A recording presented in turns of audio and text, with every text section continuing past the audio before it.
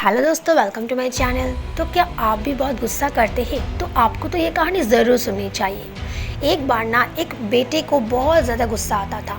उसका गुस्सा नियंत्रण ही नहीं होता था। वो जब गुस्सा करता था तब अपने आप में नहीं रहता था। वो लोगों को कुछ भी कह देता था और इसके वजह से लोग बहुत परेशान हो जाते थे, लोग दुखी हो जाते थे और उसके पापा भी इस वजह से बहुत ज़्यादा परेशान थे। तो पापा एक दिन सोच रहे थे कि क्या किया जाए, कैसे अपने बेटे के गुस्से को शांत किया जाए, उसके गुस्से को नियंत्रण किया जाए। तो पापा ने एक दिन अपने बेटे से कहा, हाथ में उसका एक कील और एक खतरा दिया और बोला कि बेटा, जब भी तुम्हें गुस्सा आए तो इस कील को घर के दीवार पर हथौड़े से मारना। तो बेटे ने कहा कि अच्छा ठीक है पिताजी, मैं ऐसा ही करूँगा।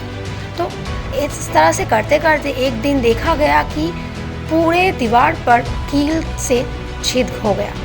पूरे दीवार पर इतना ज़्यादा कील लगा हुआ कि कील ही ख़त्म हो गया और साथ में बेटे का गुस्सा भी धीरे धीरे ख़त्म हो गया। तो अब पिता ने अपने बेटे से कहा कि अच्छा बेटा, अब तुम धीरे धीरे उस कील को निकालो।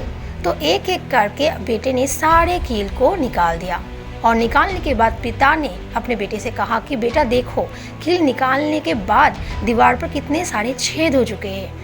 तो इसी तरह पिता ने उस बेटे को समझाने की कोशिश की कि बेटा, जैसे तुम भी लोगों को गुस्से में कुछ कह देते हो तो लोगों के दिमाग में भी एक ऐसे छेद हो जाते हैं जिसकी वजह से वो भी दुखी हो जाते हैं। तो बेटे को समझ आखिर आ ही गया कि पिता ने आखिर क्या कहना चाहते हैं उससे। तो पिता ने जो कहा बच्चे ने समझ लिया और बोला कि ठीक है पिताजी, आगे से मैं गुस्सा नहीं करूँगा।